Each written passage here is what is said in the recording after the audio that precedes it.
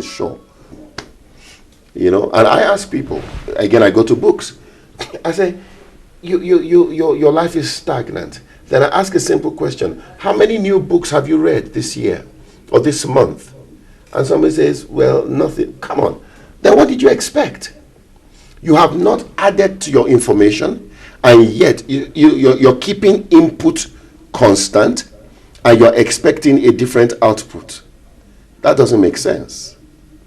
We have to keep increasing the input, and then we now expect a different output. Mm-hmm. Good. So I see the challenge around taking a mind shift and adding information to your life. Mm-hmm. Still, something else that I tend to think also drags people behind when they're trying to forge ahead is, to some extent, the associations that they have. Mm-hmm. Where I come from, this and the other is the standard of doing things. How do you differentiate yourself? Because I remember the last time that we were here and we were discussing how to make a lasting or create a lasting legacy. One of the things that emerged was that these are the people that we discussed then, Steve Jobs being one of them, that they decided to be different. Mm-hmm. They decided to walk out of the crowd and create a different environment around themselves. How do you create that distinction and say, now I'm leaving people behind and I'm deciding this is my destiny and no one is going to drag me back? Again, it's the power of the vision. You see, that power of the vision where you want to be, it will sort those things out. Let me tell you, the biggest problem people have is a problem of vision. Because once we've sorted that out, it will, look, I knew that where I was going, I'm not going to sit down with people who are complaining about how bad things are. That's not my reality. I'm not going to sit down. I acknowledge the fact that there are people who have a lot of challenges, who have a lot of issues here and there. I acknowledge that fact. I'm ready to help whoever I can help, but I am not going to invest and spend my time hanging out with people who will sit down for a whole evening complaining about what is happening. I want to sit down with people who are constructive, who are giving me ideas, who are adding to what I know. All right? So it's the strength of the vision that makes that happen. If you don't have a vision, let me tell you, where there is no vision, any association is permissible. Where there is no vision, any lifestyle is permissible. Where there is no vision, it's an anarchy. A person without a vision is a one-man person, anarchy. Everything goes. A state of anarchy. Vision is an anchor for your life. So that affects my relationships. That affects everything I do. So we cannot get away from it.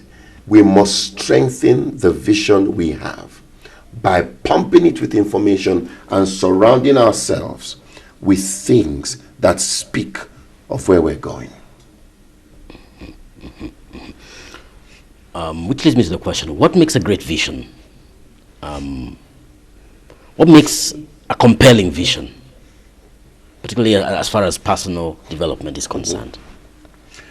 Number one, I think last time I was here, I shared about this, that the greatest visions are visions that are meeting needs outside of myself. As long as it is just me, myself, and I, that is a very, very low level. For instance, one of my visions in Kenya right now, I look at a place like Mathare. I have people I'm mentoring in Mathare.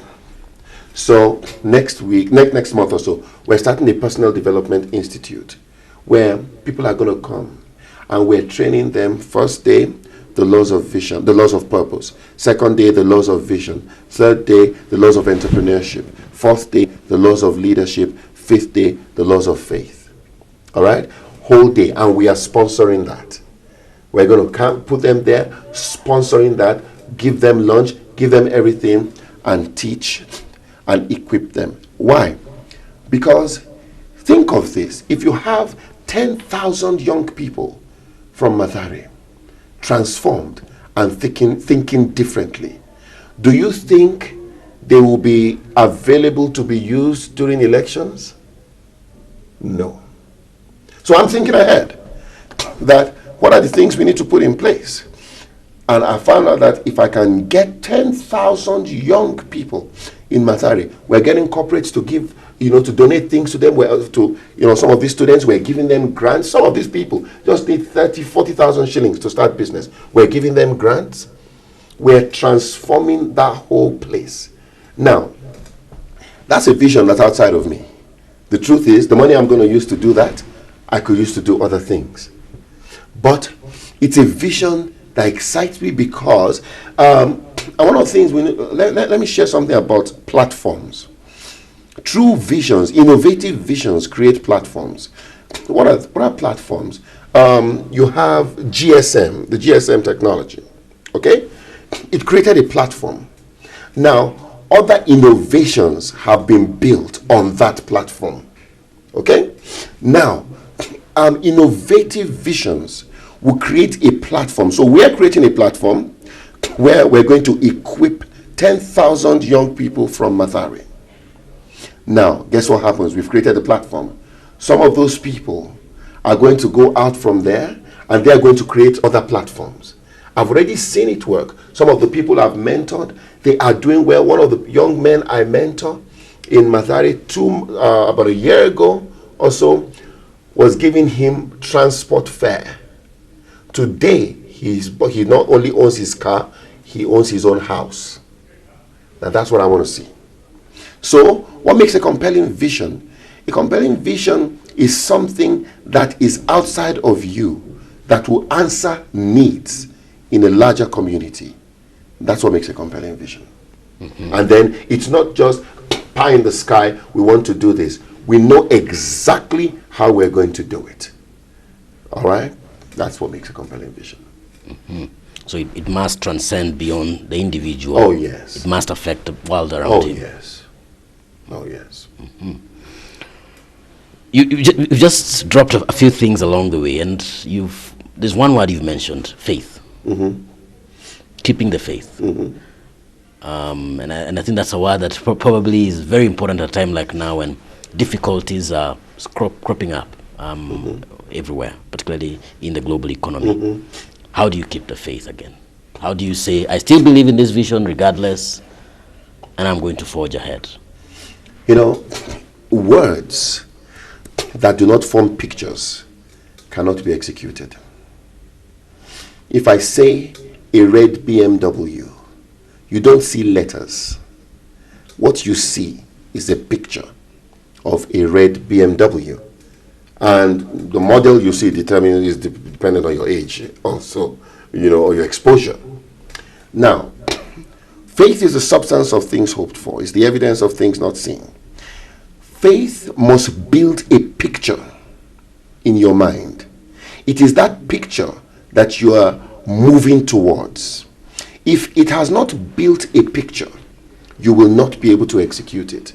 Now, the picture of where I'm going is much stronger than the reality of things around me.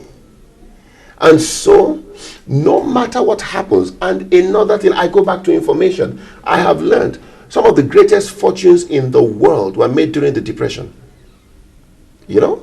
So, because of the picture of where I'm going and the information I have, I know that no matter how bad things are, there is an opportunity for something great to come out of that. And so that's why I don't give up. And another thing, faith is if you fall 7 times, you get up again. I'm not defined by what did not happen in my life, what did not work. I'm not defined by my failure. I'm defined by my mind, by my convictions. All right? If you allow yourself to be defined by your failure, then you deserve to be down. All right? But anybody who wants to define you by where you fell, for them to be defining you by that, they're on the ground. You have no business associated with such people. And I keep saying, delete an empty recycle bin where such people are concerned. You know, you don't need them. Just move on. You know, and that because such people are faith contaminants.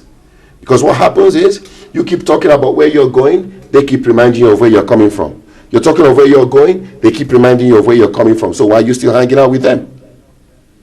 You know, if they want to stay in the past, delete and move on and let them stay there. All right?